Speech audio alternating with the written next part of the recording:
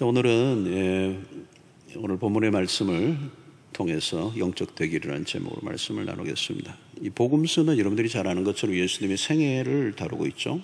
그런데 전기, 일반적인 위인들의 전기와는 다릅니다. 전체의 인생을 다루지 않고요. 거의 예수님의 공생애, 3년의 공생애에 초점을 맞추고 있고요. 그 가운데서도 이 공간복음에서는 예수님의 마지막 그 십자가 사건, 죽음에 관련된 사건에 집중을 하고 있습니다. 그러니까 이게 일반적인 전기와는 다르죠. 자, 공생애의 이 짧은 3년의 생애지만 오늘 이 마가는 아주 다이나믹하게, 스피디하게 이 본문의 사건들을 잘 다루고 있는데요. 그 사건 하나하나, 그 장면 하나를 우리가 놓치기 어려울 정도로 많은 그 메시지들이 담겨져 있습니다. 자, 오늘은 이 본문의 말씀은 27부터 35절 이 3장 마지막 부분을 우리가 다룰 텐데 다 다루지는 않습니다. 이제 두 가지 그림이 이 안에 있거든요. 서기관들이 예수님에 대해서 시비를 거는 내용이에요. 이 이야기를 이제 오늘의 메시지로 우리가 삼으려고 합니다. 자, 서기관들이 예수님에게 시비를 걸죠. 그 내용이 22절의 말씀입니다. 예루살렘에서 내려온 서기관들은 그가 바알세불이 집혔다 하며 또 귀신의 왕을 힘입어 귀신을 쫓아낸다 하니, 예수님에 대해서 이 서기관들이 한 말입니다. 그 귀신을 예수님이 쫓아내셨는데 그 이야기를 이 일을 보고 예수님이 귀신이 들려서 귀신의 왕의 힘을 빌어서 귀신을 쫓아냈다. 다르게 쉽게 얘기하면 예수님이 귀신 들렸다는 얘기를 하는 겁니다. 여러분, 서기관들이 누구냐면 당대의 이 최고의 그 교육을 받은 엘리트, 이 종교 지도자들이에요. 율법의 전문가들입니다. 성경을 흔히 늘 들여다보고 있는 사람들인데 예수님이 하시는 이 일이 하나님의 일이라고 보지 못하고 귀신의 일로 본 것입니다. 특별히 이제 예수님이 귀신을 쫓아내시는 사건을 보면서 대단한 일이잖아요. 귀신을 쫓아내는 일은 그 자체는 부인을 할 수 없는데 이 예수님에게 딴지를 좀 걸고 싶고 시비를 걸려고 하다 보니까 결과 그 귀신을 쫓아낸 결과에 대해서는 할 말이 없잖아요. 뭘 시비를 거느냐면 과정, 무슨 힘으로 그 일을 했느냐, 귀신의 힘을 빌려서 했다는 겁니다. 자, 왜 이렇게 하고 있습니까? 이렇게 시비를 거는 이유는 서기관들이 예수님에 대한 시기심입니다. 시기심. 많은 사람들이 예수님에게로 몰려들기 시작하잖아요. 기존의 종교 체제, 기득권이 다 흔들리고 있는 거예요. 결국 이제 예수님의 일을, 예수님을 좀 이렇게 음해하고 예수님의 그를 공격하려고 하면 이제 인신 공격을 하는 거죠. 마귀가 하는 일로 뒤집어 세웠습니다. 자, 이것은 사실 넘지 말아야 될 선을, 금도가 있는데 선을 넘은 거죠. 예수님이 마귀, 귀신이 들렸다는 게 말이 되는가요? 자, 오늘 여기에 대해서 이제 예수님이 반론을 이제 말씀하시는 게 28절의 말씀입니다. 내가 진실로 너희 이르노니 사람의 모든 죄와 모든 모독하는 일은 사하심을 얻되. 자, 28절 이 구절만 딱 떼면 뭐예요? 내가 진실로 너희에게 이르노니 라고 얘기할 때는 예수님이 모든 말씀을 하실 때 이 말씀을 하지 않아요. 내가 진실로 너희에게 이르노니 할 때는 강조예요. 강조. 중요한 말씀을 하실 때, 그러니까 여러분 성경을 읽을 때 예수님이 하신 말씀은 놓치면 안 되고, 또 예수님이 하신 말씀 가운데서도 내가 진실로 너희에게 이르노니 이때는 줄을 꺼야 돼요. 딱 신경을 쓰고 읽어야 돼요. 자, 근데 오늘 여기에 무슨 말씀을 하니까 사람의 모든 죄와 모든 모독하는 일은 사하심을 얻는다는 거예요. 이게 성경의 기본적인 전제죠, 전제. 인간의 죄는 용서를 받아요. 하나님이 용서해 주신다는 거. 간음을 했든지 살인을 했든지 무슨 거짓말을 했든지 뭐를 떼먹었든지 어떤 이 세상에 죄들이 있지만 그 죄는 모든, 오늘 여기 사람의 모든 죄와 모든 모독하는 일도 다 사함을 얻는다는 거예요. 사실 이게 복음이죠, 복음. 인간이 별별 죄를 다 짓잖아요. 그러나 예수의 피는 능력이 있고, 복음이 우리에게 주는 건 뭘까요? 어떤 죄인도 누구든지 와서 용서를 구하면 용서를 받게 되어 있어요. 그래서 사실 대표적인 예가 바울 아닙니까? 회심 이전에 그렇게 악독하게 교회를 핍박하고 예수 믿는 사람들을 잡아가두고 그 예수님의 반대편에서 살았던 자인데 그를 용서하죠. 하나님이 너그러우신 분이라는 거죠.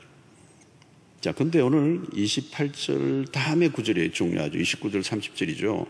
누구든지 성령을 모독하는 자는 영원히 사하심을 얻지 못하고, 이거야, 영원한 죄가 되느니라.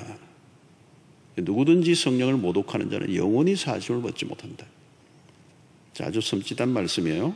영원히 사함을 받지 못한다. 그런 죄가 있다는 거예요. 뭐예요? 성령을 모독하는 자예요. 자, 이런 성경 전체를 주시는 메시지는 하나님은 자비롭고 용서를 베푸시기를 기뻐하시는 분입니다. 하나님의 아들을 세상에 보내신 이유가 뭘까요? 죄를 용서해 주시기 위해서. 제자들에게 70번에 7번이라도 용서하라고 가르치셨습니다. 그리고 2장에서도 중풍병자를 고치시면서 예수님이 하신 말씀입니까? 내 죄의 사함을 받았느니라. 죄 사해 주시는 것을 기뻐하시는 분이에요. 그런데 오늘 여기 보니까 죄 용서를 받을 수 없는, 용서에 있어서 제외가 되는 게 있다는 겁니다. 이것은 지금까지 예수님의 가르치신 것 배치되는 것으로 보여져요. 성령을 모독하는 죄가 그렇다는 겁니다. 그러면 성령을 모독하는 죄가 무엇이길래 이토록 강경하게 말씀을 하셨을까? 용서받지 못하는 죄, 얼마나 끔찍한 겁니까? 영원히 용서를 못 받는다. 이 작은 죄가 아니거든요. 그러니까 무엇이 그러면 성령을 모독하는 일인가? 여기에 대해서 오해도 많고요, 여러 가지 잘못된 해석들도 많아요. 실제적으로 지금까지 많이 오해된 구절이에요. 본문은 이제 이 말씀은 문맥을 통하여, 전후 문맥을 통하여 이제 해석을 해야 되죠. 서기관들은 예수님이 하신 일을 바알세불, 귀신의 왕의 힘을 빌렸다고 얘기했습니다. 성령의 역사를, 마귀의 역사를 본 것이죠. 예, 구원자로 오신 예수를 마귀 취급한 거, 이건 모독이에요, 모독. 자, 여기에 대해서 예수님의 답변이 23절에 나옵니다. 예수께서 그들을 불러다가 비유로 말씀하시대. 앞으로 이제 비유를 좀 다룰 겁니다. 이 비유로 말씀하셨는데, 사탄이 어찌 사탄을 쫓아낼 수 있느냐? 이 말은 뭐냐면 너희들의 말이 논리적이지 않다. 사탄이 어떻게 사탄을 쫓아낼 수 있느냐? 그러면서 24절, 25절, 26절도 여러분 읽어보시면, 그렇게 한다면 그거는 자기들이 스스로 망하는 일인데 어떻게 그렇게 할 수 있느냐는 거죠. 비상식적인 얘기를 하고 있다. 그러면서 27절에 결론적인 얘기예요.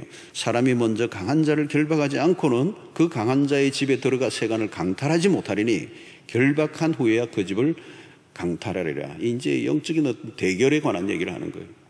어떤 사람이 그 집에 들어가는데 강한 자가 먼저 점거하고 있으면 어떻게 그게 되겠느냐.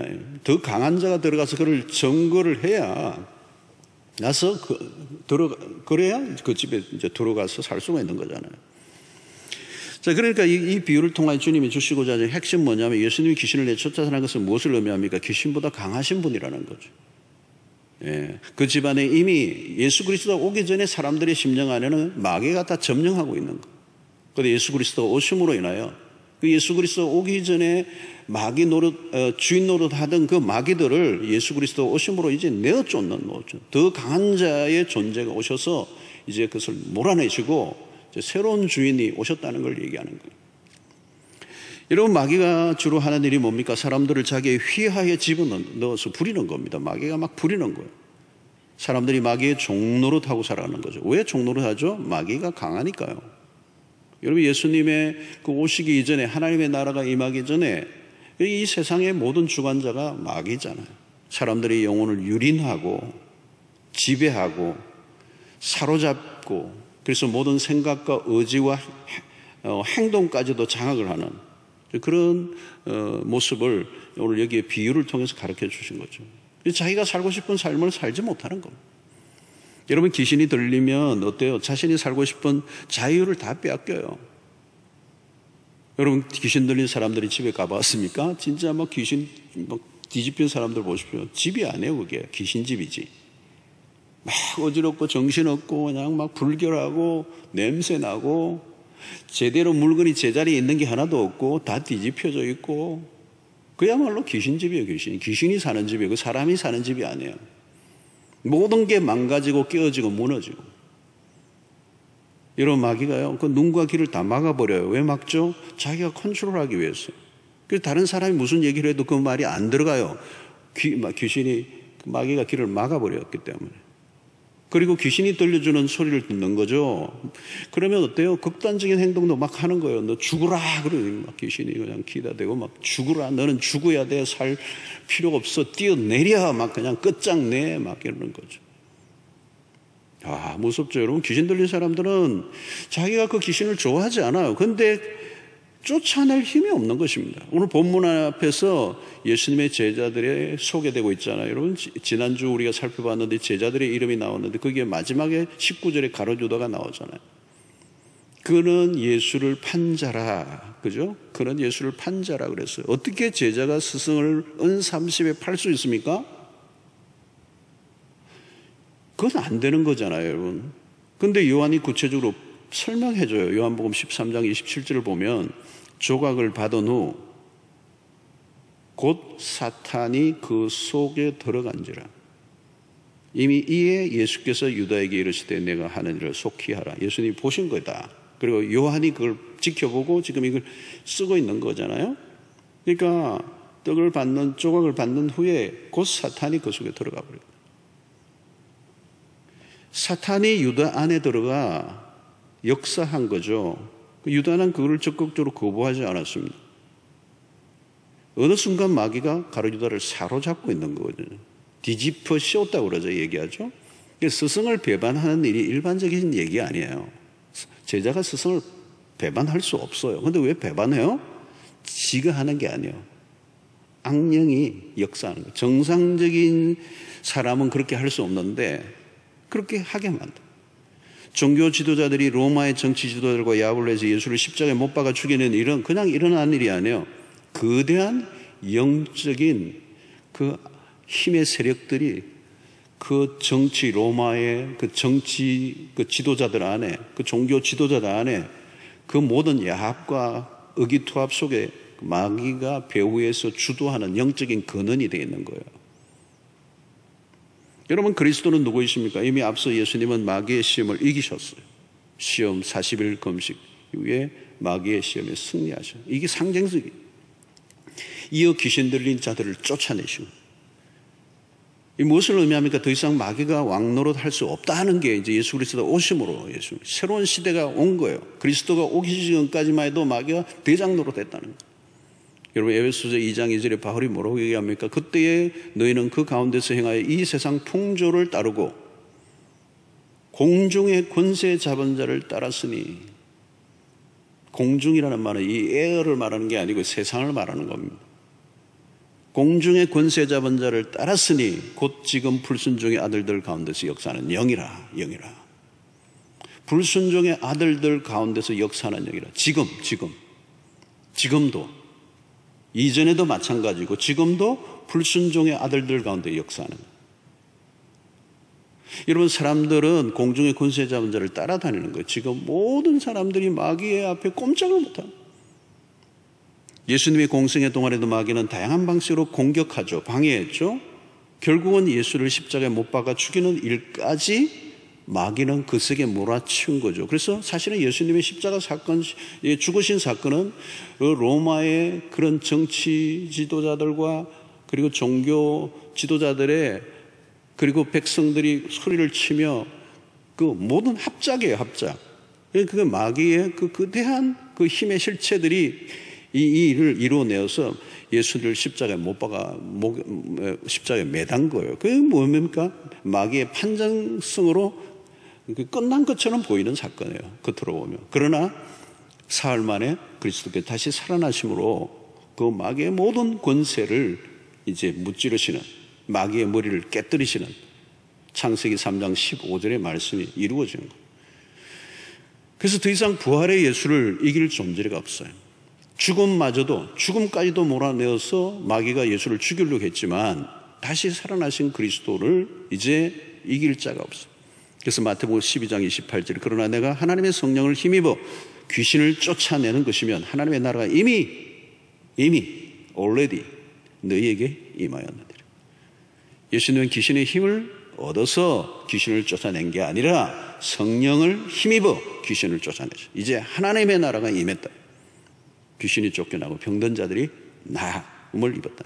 진짜 강자가 나타나셔서 주님은 이 마귀의 일을 멸하시고 세상을 정결하게 하신다는 것입니다. 여러분 지금도 마찬가지입니다. 여러분 세상을 보면 세상은요 들어가면 세상 안에 불결함이 얼마나 악함이 있는지 몰라요. 그죠? 요즘 뭐 뉴스나 이런 것들 막 보면 막 그냥 뭐 추문들 막 아주 그냥 몸이 떨리는 건데 우리는 이제 뭐 너무 이제 오염돼 가지고 뭐 그냥 이런 일이 일어났는가 보다 이제 이렇게 할지 모르는데 여러분 그 아니요 어떻게 저런 일들이 일어날 수 있을까? 막 의아해하는 일들이 많잖아요. 어떻게 그런 일이 가능한가? 여러분 맨정신으로 하는 게 아니에요. 맨정신으로 되는 게 아니에요. 사슬에 매여 있는 거예요.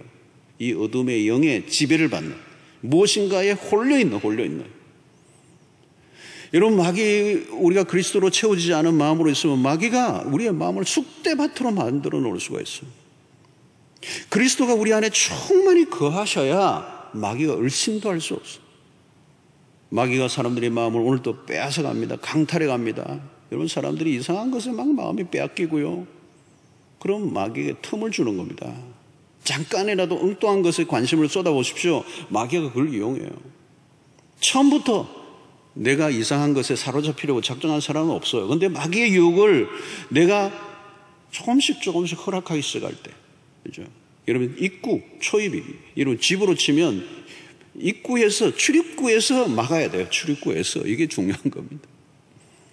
내가 허락할 건가 말 건가 이미 들어오고 난 다음에는 내가 어떻게 할 수 없어요. 점거하고 그래요. 그리고 그가 힘센 자이기 때문에 내가 쫓아낼 힘이 없어요. 그래서 나중에 뒤늦게 깨닫죠. 나중에 안 되는 거예요. 안 되는 거예요. 초기 단계가 중요해요. 타이밍을 놓치면 싸움이 지는 겁니다. 우리가 지금 뭐 상담을 해보면요 상당히 진도가 많이 나간 사람들은요 치료가 쉽지 않아요. 오래 걸려. 그만큼 굉장히 인텐시브, 굉장히 집중력을 가지고 상당한 노력을 하지 않으면 이미 마귀가 점거한 지가 오래된 거예요. 안 되는 거 안 돼요. 마귀가 내면색에 깊이 뿌리를 내리고 있으면 어려워지는 거예요. 여러분 인간이 가장 비참할 때가 언제입니까? 자유를 잃어버릴 때. 힘이 없으면 자유를 누릴 수 없어요. 귀신 들린 사람들도 보십시오. 여러분 힘이 세요. 자기 힘이 아니에요. 귀신의 힘. 여러분 누가 자연이니까 자신의 마음을 자기가 다스릴 수 있어야 돼요. 선을 행하고자 하는 마음이 들 때 선을 행할 수 있어야 되고 내가 그만두어야 할 때 멈출 수 있어야 자유인이잖아요. 그런데 이게 통제가 안 돼. 내 욕망도 내 감정이 통제가 안 돼. 통제가 돼야 정상이거든요. 여러분 귀신 들린 자들의 특징이 자유가 없어요. 자기 마음대로 하는데 통제 기능이 완전히 망가진 거죠. 잠을 자지도 못하고 수면제 먹여도 막 펄떡펄떡해요. 누가 보아도 비상식적인 행동을 하는 거예요. 왜 그렇습니까? 분별력이 없기 때문에. 무엇인가 뒤집어 씌워진 거죠. 인간적으로 노력한다고 이건 될 일이 아니에요. 결국 나중에는 그냥 반복하는 거죠. 반복하는 거예요. 마귀의 그 권세에 놀아나는. 어떻게 해야 되죠? 우리 중심에 그리스도를 모셔야 돼요. 그리스도가 내 마음의 주인이 되셔야 됩니다. 우리 안에 계신 하나님의 능력이 마귀를 이기도록 하는 거예요. 우리가 이길 수 있는 게 아니에요. 그러니까 우리는 하나님의 다스림 안으로 들어가는 거예요. 우리의 자신을 완전히 내어놓는 하나님의 통치를 받는 거죠. 우리가 하나님의 온전한 통치를 받을 때 하나님의 나라가 우리 안에 있는 마귀가 우리 안에서 우리를 지배하면 그거는 그냥 전쟁터가 되어버리는 거고. 여러분 지금도 마귀는 어디에서 역사합니까? 불순종의 아들들 가운데 역사한다고 아까 에베소서 2장 2절에서 말씀했잖아요. 불순종의 아들들, 공중의 권세 잡은 자가 불순종의 아들들 가운데 역사합니다. 이 불순종하는 거예요. 여러분 우리가 하나님의 다스림을 받는다는 말은 뭘까요? 하나님의 말씀을 따라 살아가는 것입니다. 그런데 하나님의 말씀을 거부하고 살아가는 것이 결국은 그냥 불순종이 아니라 그 삶을 살다 보면 불순종의 아들들 가운데 역사하는 영이 나를 지배해버리는 거예요. 그것은 불순종의 사건으로 끝나는 게 아닙니다. 굉장히 깊이 들어간 거예요. 그럼 마귀의 다스림 안으로 들어가는 거예요. 그러니까 말씀에 작은 것이라도 순종하려고 하는 노력이 물론 필요한 것이죠. 그래서 말씀에 지속적으로 불순종하면 위험한 것, 대단히 위험한 것. 여러분 예를 들어서 거짓말을 그냥 한두 번 할 수는 있어요. 누구나 거짓말 하잖아요. 근데 그 거짓말을 의지적으로 반복해서 허용을 하다 보면 거짓말로 끝나지 않아요. 거짓의 영이 그를 지배해요. 이 가룟유다의 똑같은 방식이에요. 예수를 팔 생각을 사단이 넣어줄 때 그것을 인정하죠. 받아들이잖아요. 그 나중에는 사단이 아예 돌아버리는. 그러니까 내 안에 좋지 않은 생각, 지저분한 생각을 의도적으로 방치해 놓는다는 것은 나로 하여금 그 어둠의 영역에 내 자신을 지배하도록 맡겨놓는 것과 마찬가지죠. 그러니까 여러분 여기에서 중요한 것은 그리스도를 우리의 마음에 모시는 일이고 그분의 통치를 받는 것이고 그 첫 번째 중요한 것은 우리가 하나님 말씀에 순종하려고 애를 쓰는 삶입니다. 그리고 중요한 것은 예배예요. 영적 전쟁에서 예배만큼 중요한 것은 없어요. 예배를 왜 드리죠? 예배는 하나님의 통치를 받는 일입니다. 하나님의 다스림 안에 들어가는 게 예배예요. 마음의 중심에 하나님을 온전히 모셔드리고 예배를 드릴 때 마귀는 떠나갑니다. 예배가 너무 중요해요. 예배를 예배답게 드리는 것 자체가 마귀를 몰아내는 일이에요. 하나님의 영으로 충만한 시간. 그래서 우리 예배 동안에 그분이 하나님이 우리의 왕이 되심을 인정하고 그분을 온전히 높여드릴 때 우리 안에 천국이 임하게 되죠. 그리스도가 우리 안에 왕이 되셔야 돼요. 예수가 아닌 다른 것들이 왕자에 앉으면 마귀가 춤을 추는 겁니다. 무엇에 빠져 살고 있느냐는 거죠. 무엇을 가장 많이 생각하고 있느냐는 거예요. 마귀가 노리는 거예요. 여러분 한번 어떤 것을 허용하기 시작하면요 무지막지하게 밀고 들어와요. 가볍게 생각해서는 안 됩니다. 마귀에게 장악이 되는 순간 삶은 망가져요. 비참해져요.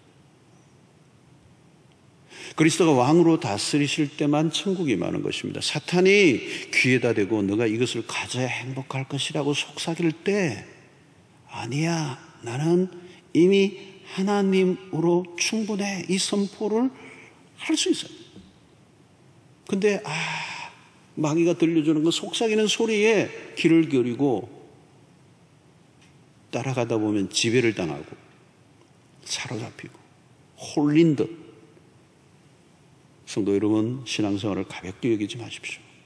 이 코로나 시대에 참 힘들고 어렵지만 이 영적 대결은 더 깊어졌어. 더 강해졌어. 요즘도 우리 주변에 이해되지 않는 수많은 일들이 벌어지고 있습니다. 매일 우리는 영적 전투 속에 살아가고 있어요. 어둠의 그런 세력이 최후 발악을 하는 시대입니다. 이 세상을 혼란하게 만들 뿐만 아니라 우리의 영혼을 파괴하려는 이 마귀의 세력은 지금도 강력하게 활동 중이에요. 마귀의 존재를 무시하지 마세요. 우리는 영적으로 민감해야 되고요. 분별력을 가져야 합니다. 마귀를 우리의 힘으로 이길 수 없습니다. 그리스도를 중심에 모셔야 돼요. 그리스도를 의지하고 그리스도의 인도를 받고 오직 주님의 능력만이 우리를 마귀의 공격으로부터 지켜주신다는 것을 믿고 항상 주님의 주권을 인정하고 그 앞에 무릎을 꿇고 그분을 예배하고 그분의 말씀 앞에 온전히 순종하며 나갈 때 이미 승리하신 그리스도께서 우리 안에 계셔서 우리를 마귀의 모든 공격으로부터 그 세력으로부터 그 어둠의 그 힘으로부터 우리를 지켜주셔서 우리도 동일하게 부활하신 주님과 더불어 승리의 삶을 살게 하실 줄로 믿습니다. 우리 여러분들이 예배의 현장 완전한 주님을 마음에 모시고 주님께 초점을 맞추고 주님만 바라보고 주님을 왕으로 모셔서 살아가는 여러분들 되시기를 주의 이름으로 축원합니다.